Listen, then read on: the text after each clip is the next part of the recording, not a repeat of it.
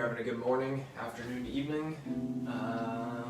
Going to work on some shell voicing inversions, some voice leading, some chord cycles, some really fun, simple, but hit harmonic stuff. And it might not be that simple for you, so if you want the PDF, you can click the link and grab a copy of it. It's just a few shapes. Shell voicings are 3 notes, usually 1, 3, 7, but they could contain other notes depending on the type of chord. But they're derived from basic harmony, which is 1, 3, 5, 7. So we're dealing with 4 shapes, and collectively they combine together to contain 4 pitches, 1, 3, 5, and 7. But we're only ever going to be playing 3 pitches at a time.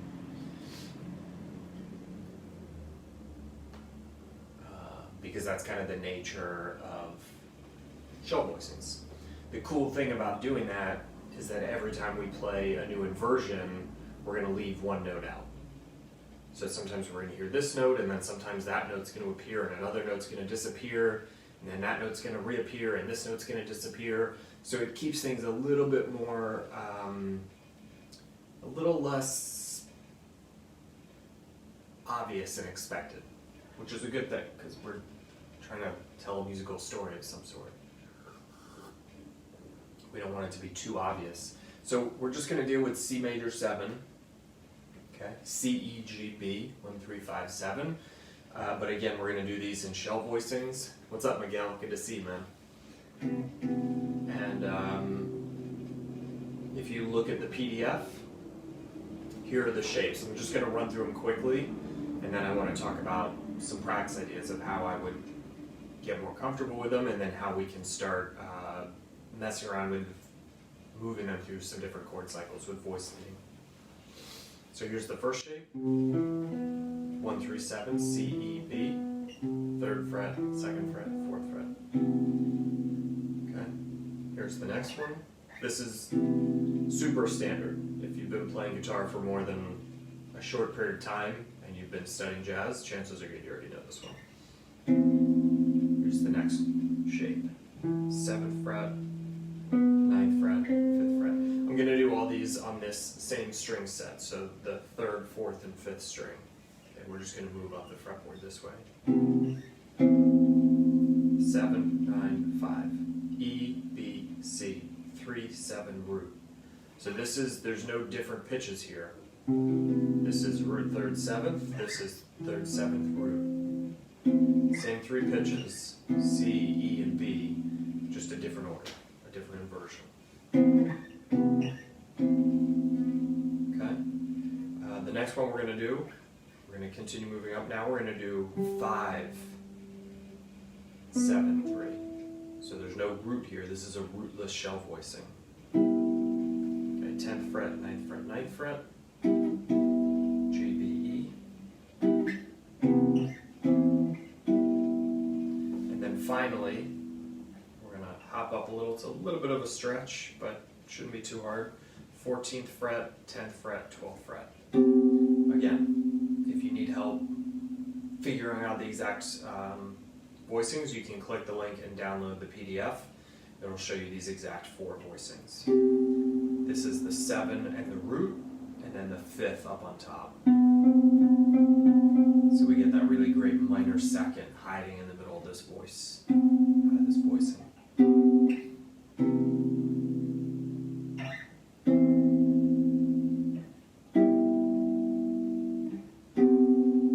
And then we get the octave. There's a minor second hiding in this voicing also. So 2 of these voicings, we have the minor second hiding inside it between the major 7 and the root.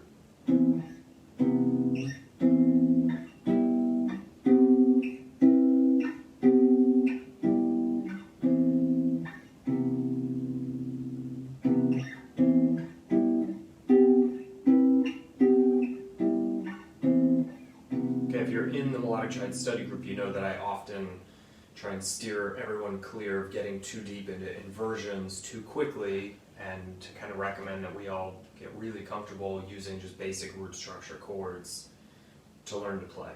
And I still stand by that, but this is just something I was messing around with recently, and I just thought I'd start the, what are we calling this class? Is it just how chords move? Yeah, how chords move. When I scheduled the names of these classes and the days, I was expecting to do this sort of chords for life type material here, and we will hit that. Dominant movement, diminished movement, chromatic movement, diatonic movement. I was kind of planning on mainly just focusing on that, but I was messing around with this the other day and was just really having fun with it, so I thought it would be a cool idea to start here instead. It's a little different than what we do, but it's still shell voicings. You'll also notice, if you're in the group, that it's not only is it shell voicings, it's also the idea of having 4 pitches that we're working with, but only playing 3 at a time, so there's always one pitch missing. And it kind of changes around, which gives us different flavors and colors. This is root third 7, root third 7, 5th third 7. So the 5th just became introduced and the root just disappeared. So this is going to yield something a little bit different. 5th third 7, root 7, 5th. So now the third's missing.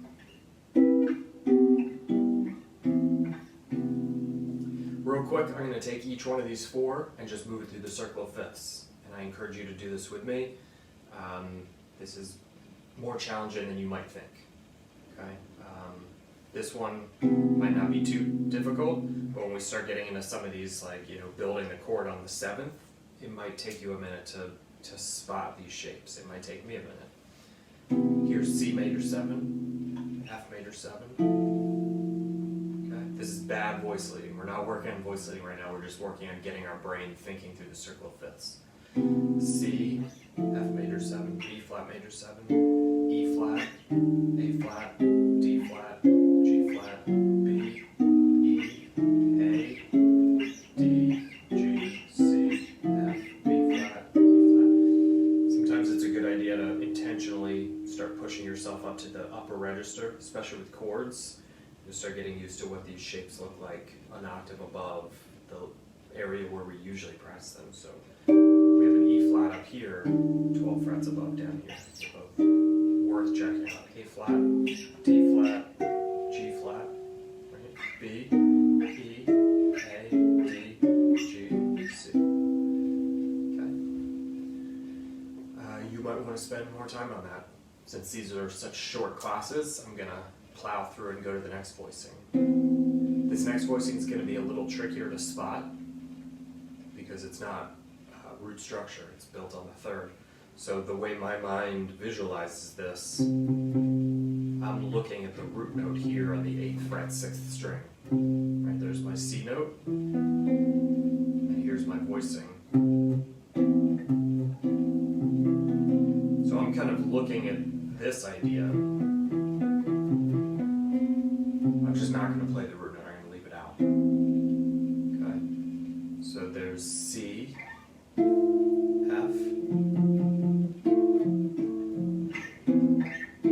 B flat, E flat. I'm looking for my root notes on the 6th string, and then I'm just playing the other voicing. A flat, up an octave, or down here. This voicing sounds really nice in this lower register, but worth knowing up here also. D flat, G flat, E, E. If I had a bass player standing next to me and he was playing that low E, that's the effect we would create with each other. Okay. A, D, G, C, F, B flat, up here, E flat, A flat, D flat, G flat, B, E, A, D, G, C. Okay. Next voicing, 10, 9, 9. Again, I'm going to be looking at this same invisible root note. I'm not going to be playing it, but I know it's there. And when you put them together, it gives us this kind of classic bar chord looking shape. Right. C. It looks almost like you're playing a G6, but C major 7, F major 7, B flat, E flat, A flat, D flat, G flat, B, E, again bass player, all the way down in the low register, but we're playing this rootless, so E, A, D, G, C, F, B flat, E flat, A flat, D flat, G flat, B, E, A, D, G, C. Okay. If you're not able to fly through the circle of fifths that quickly, that's totally fine, but it's a chord cycle that's worth spending the time to get to know. For the sake of time of this class, I'm just not going to go slow with it, especially since some of you probably can already keep up with this. And then there's the last one. This one is built on the major 7, 14th fret, major 7, 10th fret root note, 12th fret, 5th. This one's going to be a little tough to spot because it's kind of right in between my two basic shell voicings that I'm usually looking at. So I'm going to be kind of spotting my pinky here as the major 7, so I'm going to be looking for the root note on the 5th string, and then I'm going to build the voicing a half step below that root note. 1 fret down. C major, F major. Right, F major, the F note is here on the 8th fret. So there's the voicing. B flat, E flat, A flat, D flat, G flat. What am I? B, E, A, D, G, C. One more time through. F. And we can go up the octave. B flat, E flat, A flat, D flat, G flat, B, E, A, D, G, C. These are the 4 different shapes I was messing around with the other day, and that I thought we would string together. So now I want to take them and actually move them through some chord cycles after I check to see if anyone's asking any questions. Cool. Michael, Daniel, Miles, what's up everyone? Steven, great to see you guys. Thanks for hanging. Okay, let's move this through a cycle and voice lead it. So we're not going to be doing these big leaps. We're going to be moving the smallest distance possible. We're going to be kind of snaking up and down across the fretboard while moving through different chord cycles. Let's start with the circle of fifths, since we're already doing the circle of fifths. So this is a totally viable chord cycle. If you cannot voice lead through the circle of fifths yet, there's really no other chord cycle that's worth even thinking about or worrying or spending your time on, because jazz harmony, if you want to learn standards, generally speaking, moves in fifths. The 2 to the 5 is a fifth. The 5 to the 1 is a fifth. Right? The 3 to the 6, the 6 to the 2. These are all movements through the circle of fifths. We'll start on the same chord, C major. We're not going to do diatonic fifths. We're going to do the circle of fifths. So just perfect fifths down, but we're going to voice lead properly. The 2 rules we're going to follow are that if we're going to focus on the top note, that's the easiest way to do this. We're going to think about and listen to that note. If we can keep it the same, if it's a common tone between one chord and the next, we keep that note the same and we let the other 2 voices move. Okay? If we cannot keep it the same, if it's not a common tone, then we want to move up. We want to gradually ascend the fretboard. Okay? This B note is not shared with F major 7. It's not part of that harmony. So that means we have to move up. So what's the nearest note above B? that's in the F major 7 chord, C. So this note dictates which of the 4 voicings we have to use.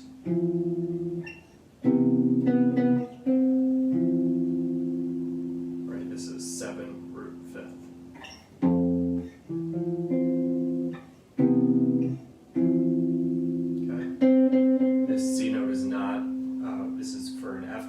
Next chord is B flat. This C note is not in the key of B flat or in the chord B flat major 7, so we have to move up.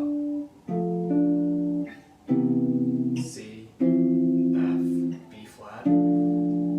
Now this D note is shared. It's in the E flat major 7 chord, which is next. So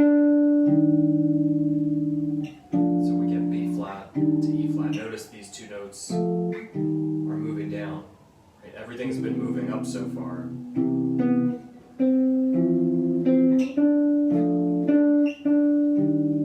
But now we have contrary motion. We have notes moving down.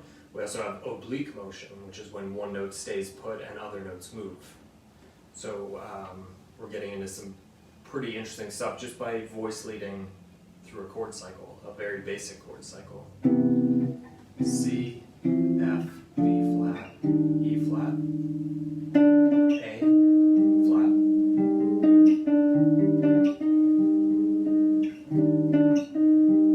D flat, G flat. There's that same movement again.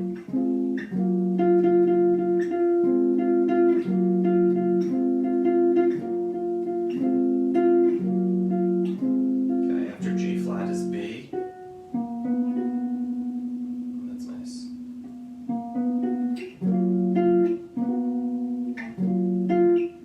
E, A, D, G, C. That's one full octave of voice leading these inversions through the circle of fifths, sticking on major 7 for each of them. C, F, B flat, E flat, A flat, D flat, G flat, B, E, A, D, G, C. Okay.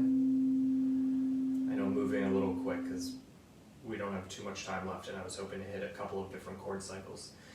If you need to take your time and go back over this, take your time and go back over this. I'm going to leave this video up anyways, so you can rewatch it. Just make sure you grab the PDF so that you can find these shapes a little bit easier. Let's do, this is a fairly common chord cycle to use, nowhere near as important as the circle of fifths for playing standards, but if you want to get into modern playing, or if you just want to expand your mind and kind of exercise this muscle, descending in minor thirds. This is both more challenging and easier for different reasons. It's easier because now we only have 4 keys to get through, 4 chords. Because once you descend 4 times in minor thirds, you're back at the octave. So we have C, down a minor third is A, down a minor third is F sharp, G flat, down a minor third is E flat, down a minor third, we're back at C. So we only have to play 4 different chords now. But it's a little bit harder to keep track of because we don't think in terms of descending minor thirds very often. But it yields some really wonderful results. So let's try this out. So we'll start on C again. Down a minor third is A, but we're not just going to pull this nonsense. We don't want to do C, A, F sharp, E flat, C, A. That's garbage. I mean, by all means, try it, make sure you can play it, but we want to move, I call this movement against the grain. So that the chord is cycling down in minor thirds, we're going to invert up. And it creates this very hip kind of voice leading and individual note integrity, where each voice in these three note chords, each voice is kind of moving in its own separate way. Nothing's parallel. Okay? Whereas this, they're all all the voices are moving down in minor thirds, so it's heavily parallel. It's okay, but it's not as interesting and intriguing and mysterious as it could be. Check this out. Here's C. We're going to move down a minor third to A, major 7, but we're going to invert to move our voicing up. So again, think about that top voice, that B note. Where's the nearest note above this that belongs to A major 7? Okay.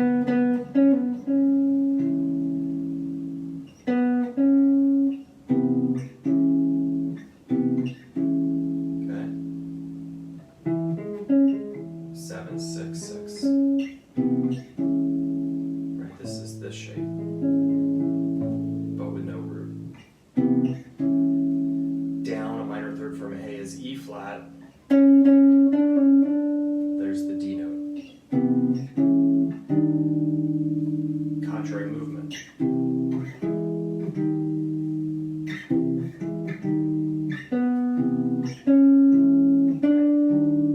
The top voice is going up. The bottom two voices turn around and descend.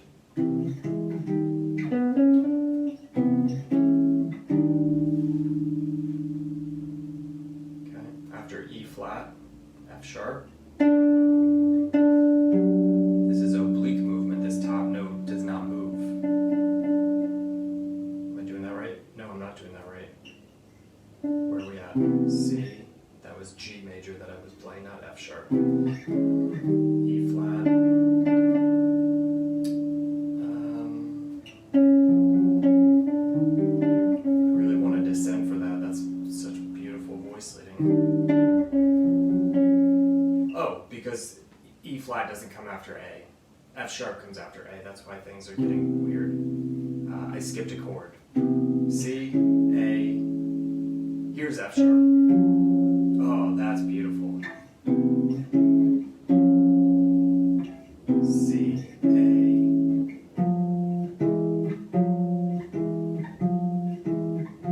Contrary movement. This note's going up. This note's coming down. And this note's staying put. So we have oblique movement and contrary movement in the same chord change. There's E flat. C, A, F sharp. Like I said, the descending minor thirds is a little trickier because you have to keep track of where you are. After E flat, we're back at C, A, F sharp. I was about to go to E flat again. There's F sharp. Here's E flat. Okay. Down a minor third from E flat is C major. Oh, that's so hit. This is the same movement with the note on top staying put, and these two notes spreading out in opposite directions. Or not spreading out, I guess they're actually coming closer together. There's C, there's A, there's F sharp, there's E flat, and back to C. I'm going to run through this one more time, and then I'm going to try and squeeze in one last little idea for you guys to mess with before I call it. C, A, F sharp, E flat, C, A, F sharp, E flat, C, A, F sharp, E flat, C. Okay. Same thing, but now I'm going to play the top note first, and then I'm going to hit the lower two notes. Really simple. I'm just breaking this apart instead of playing the whole chord. We just got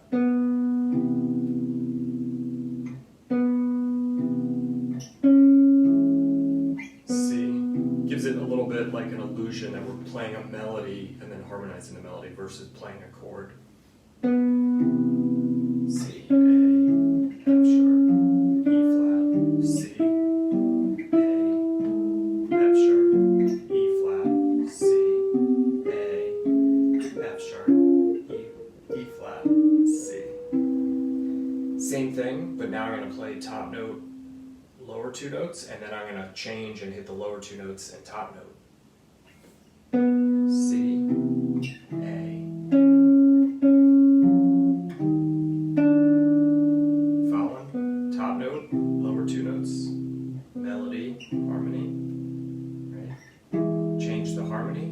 melody. B, bo, bo, B.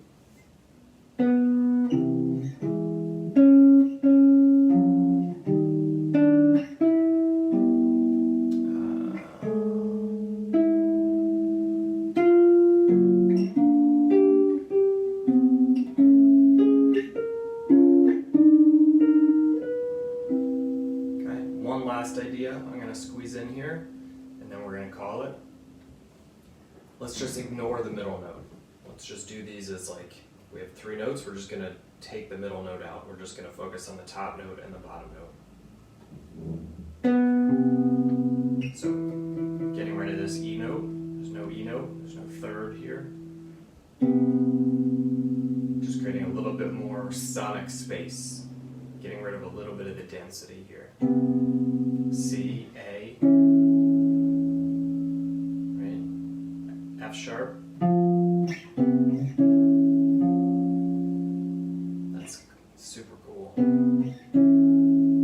This note on top stays put, so I'm not even going to repluck it. I'm just going to change the bottom note. Right? Keeping the C sharp, stay put, move the E up to F.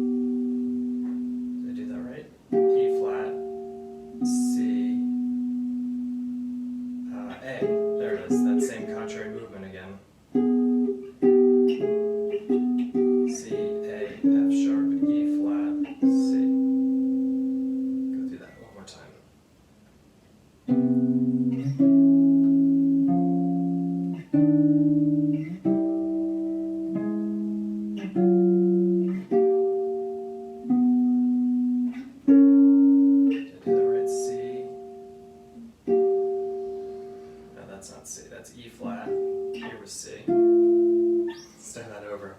It's easy to get lost in these. C, A, E flat, F sharp, E flat, C, A, F sharp, E flat, C, A, F sharp, E flat, C.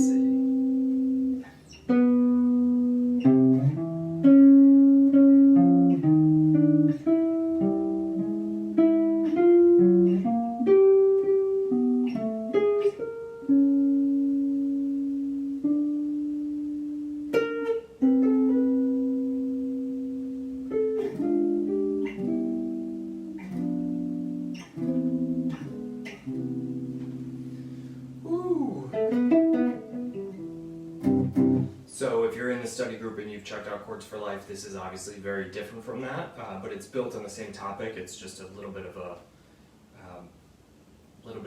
different take on it.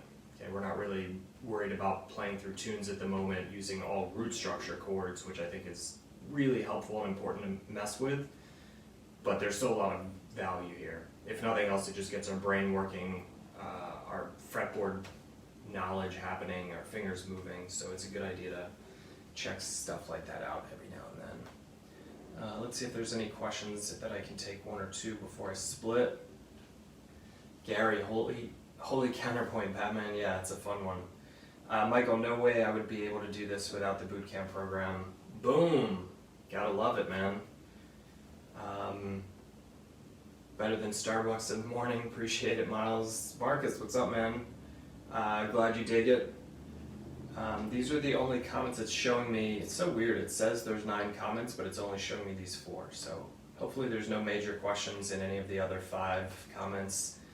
I will be back tomorrow. We're doing, advanced melodic triads concepts. This is already relatively advanced. But I'll be back tomorrow if you guys want to hang again. Kind of committing for some period of time, 2021, maybe forever, I don't know, to do these Monday through Friday, every day, 10 to 10:30. So if you enjoy it, keep coming and hanging. If you really enjoy it and you want to dig in even deeper, you can check out the website, the study group. I changed some things up on the website recently. There's some new options, so if you want to take a look over it, by all means, the link is up above. You can hit me with questions. I'm around if anyone needs help.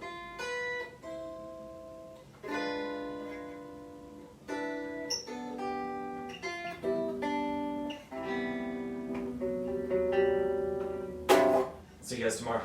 Happy practicing.